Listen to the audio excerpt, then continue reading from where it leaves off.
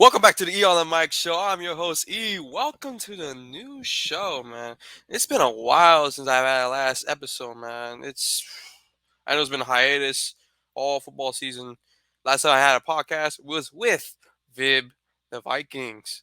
Hopefully I said that correctly. Watch you listen to this and screw that up on them. No, but the reason I haven't been doing podcasts a lot lately now is I've been on the TikTok grind, man. Been on the TikTok grind. Still supporting my Dolphins as always. Don't get that twisted. Don't get that twisted. I've been into gaming right now lately, especially with this with podcasting stuff like that. It's been a while, man. It's legit been a minute since I've done one of these. So this is kind of getting back to my roots, getting a simple episode just out for you guys right here. What my thoughts are on the Dolphins season. There's a lot, especially Brian Flores getting fired. We don't make the playoffs after that miraculous after going 1-7, going 9-8, which almost went to my prediction record, which was 10-7. But we're going to talk about that in later in discussion today's podcast. But just want to let guys know before I start, I want to say thank you for anybody that has tuned into me since the year 2019. It's just the craziest thing ever. When this show used to be called Ethan and Mike, and now as E on the mic, it's been a true blessing. I really do. It is really a true blessing, and especially the amount of followers I've gained on TikTok. I'm truly humble and blessed with it. I want to say thank you to everyone that's been appreciate my posting there, my knowledge of the NFL and the NBA. But without further ado, just want to get that out of the way. Let's get to my Dolphins. Let's get to that crazy fanatics of my Fins. So let's look at the season overall before we even get to Flores firing stuff like that, because I know that's what you guys want to hear more. But I want to talk about the season. We went 9-8. Realistically, I didn't see us going 9-8. I said 10-7. I said maybe 9 wins, which is almost right around the ballpark. But the way how we started the season, we started off with a win against the Patriots, and then after that was just brutal losses. 3 game-winning field goals. That was very crucial because if you really think about any of those 3 games, we would have been in the playoffs. We would have been in the damn playoffs. That's how crazy. That's how close we were. The Raiders won, which I was screaming my behind off on. The Falcons, the Jaguars in London. You can even see a video on TikTok right now how my reaction, or even on this YouTube channel, YouTube, whatever you're listening to, you can see my reaction. Trust me, it was painful. It was painful. I thought the season was over, but we did get a 7 game winning streak. I think only in those 7 game winning streak we beat a good Baltimore team, which they were still banged up, but it's still a good team. It was still considered a good team there, which our defense finally woke up. And I was, especially the defense before that, was not clicking whatsoever. Now our offense, on the other hand, is still the same struggles, issues that we have there. Tua's decision wise can be good in accuracy, and then someone's like, "Damn, how was that not picked off already?" Like just holding our breath, like, goodness, those are the issues that I saw in the offense. No running game. Finally, Duke Johnson. When we signed Duke Johnson, man was having a 200-yard game. 100 yards against the Jets, of course, 50 on the Tennessee Titans, and then another 100-yard gain on the Patriots. My goodness, that was a good signing. And to the point where Myles Gaskin was the leading back to now probably the third or fourth in the chart, which that says something about our run game and our offensive line, which we'll get into once we get to the free agency there. But I just want to pick up on what I feel about the offense. Now, let's go to the true, what you guys want to hear mostly about. The firing Brian Flores. What's my reaction to that? I was actually surprised by that. I thought we could have given him another year. I really felt that we could have given him another year. Did he make the playoffs? No, in those 3 seasons. No. His season went like this: 5-11 his first year, 10-6 last year, and now 9-8 this year, missing the playoffs twice with a winning record, which we haven't seen a winning record since 02 and 03. I was only like 1 or 2 at that time, okay? I was not like I was alive, but I didn't see that physically. I seen winning seasons, like a 2008 season, the 2016 season, but I haven't seen it back to back. And especially beating the Patriots twice, I never seen that. We beat them once a year, not twice a year. You don't see that a lot. And especially Flores is a great defensive coach minded. Now I heard that there's been disgruntles with the general manager that Flores didn't want Tua. The GM Chris Greer, who should have been left, who should have been gone, but instead Flores wanted Tua. And Ross, who finally comes out of his shadow after 2 years, says, "Yeah, I think this is the right decision for our organization to move on." And it could be, and it could be not. And I really don't think it's gonna be the right decision. I'm on record saying that this is probably not gonna be the right decision. It's gonna be interesting who we get as a head coach now, because Flores right now, the Chicago Bears right now are interested in Flores, which I don't mind that. That would be a great team for him, or the Denver Broncos, if we're being realistic about where Flores should go. But I, it just after that victory, I was like, yes, we actually got a victory there. And then on Monday, we get that news. So I was like, oh, that's great. So now we gotta find a coach. I wasn't even thinking we were gonna look for coaches this year, but I guess they proved me wrong. So who the Dolphins are interested in? They've been pinpointing a lot of coaches, especially the past few days now. Brian Doble from the Buffalo Bills. He has some history with the Alabama organization when Tua was there in 2017. He was actually our offensive coordinator in 2011. Let me tell you how his record was: 6-10. That was when Todd Bowles was the interim head coach. Mind you that. What else are they looking for? They said they want to look at Vance Joseph. Is he going to be the guy? The San Francisco offensive coordinator, which is he's mostly a run-based guy.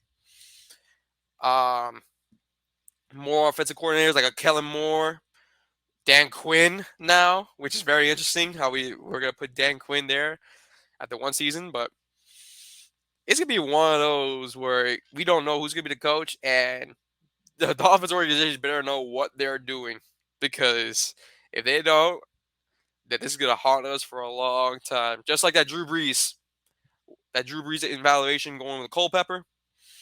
I just don't want to be like that. I really don't. And especially a Dolphins fan for since '07, as I could remember. I haven't seen like a winning culture. There's been some winning seasons, and we've been to the playoffs like twice in my lifetime, but I have not seen like a winning like ever since Ross came there. There's been coaches gone left and right, from Tony Sperano to Joe Philbin to Adam Gase, and now Brian Flores out of the picture. And that's probably gonna be his fifth, trying to find his fifth coach in this time frame. And you wonder, is Ross panicking because he's 81? I'm not sure.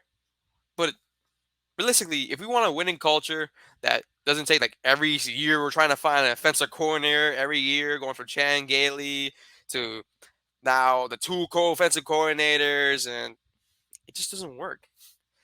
Eventually, we're just gotta find the guy for offensively. I think that's probably why Ross wanted to move on. But do I agree with that decision? No, I think Flores should have got at least another year evaluation before triggering the button. But it's just the tension there with Tua and with the general manager, and Ross decided with the general manager because Flores wanted Watson. The general manager just wanted Tua.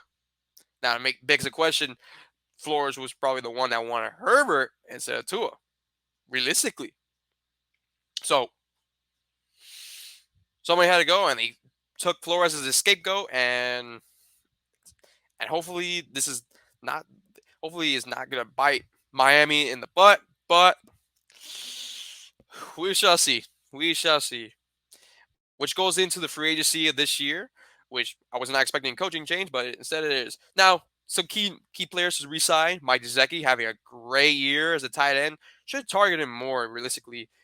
He's more of a wide receiver. If you think about it, not a traditional tight end where he can block and he can catch like George Kittle.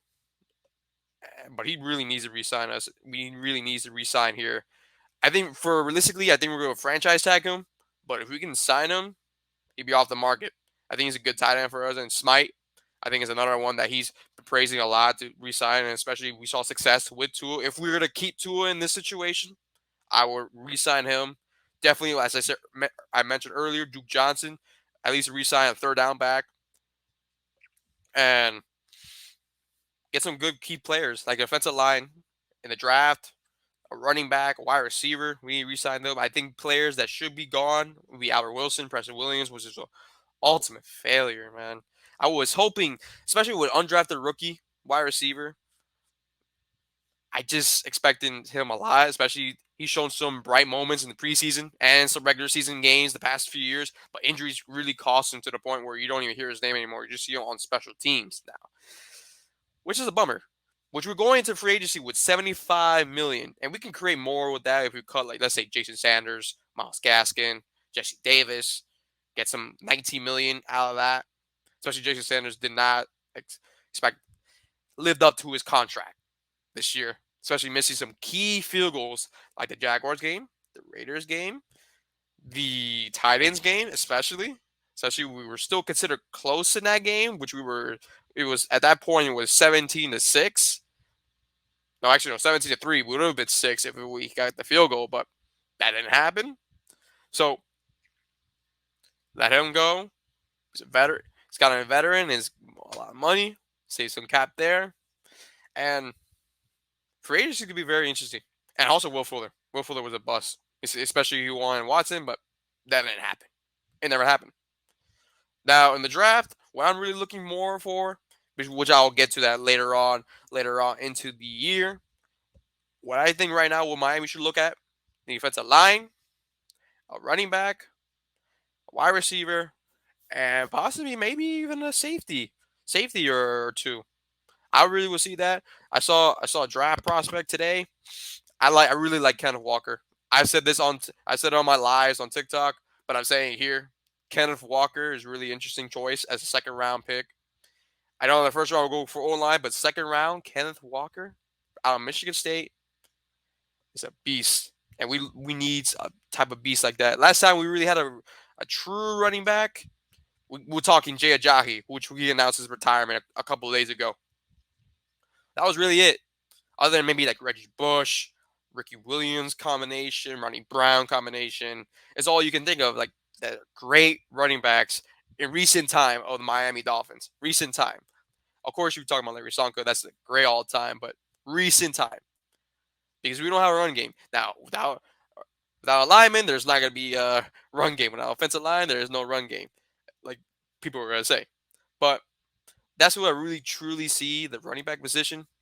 And the offensive line is going to be very interesting. I'm not sure who they're going to pick because we're going to be up there in the top 25, especially the 49ers are still in the playoffs right now. They're about to play against the Cowboys, so we'll see where our position's at. That's why I haven't really going to talk too much into depth, but I can tell you right now who I truly feel what we should have in the draft. Kenneth Walker is one of them in the second round. If we can get him, that'd be great. That will actually be great. It kind of reminds me a little bit of Derrick Henry in college. That I'll say. But I think that this will conclude this episode here of the return of E on the mic, featuring the Dolphins. Dolphins here. Of the evaluation, they almost got to my record. I really do. They really almost do. 10-7. But instead, went 9-8. They were, of course, every year this close to making the playoffs. And when the games matter the most, they crumble back to earth for Miami. But this will conclude this episode here. I really do appreciate, guys, if you're listening to this short episode. I will try to have more episodes in the future. Stay tuned. And until then, have a great day, guys. Peace.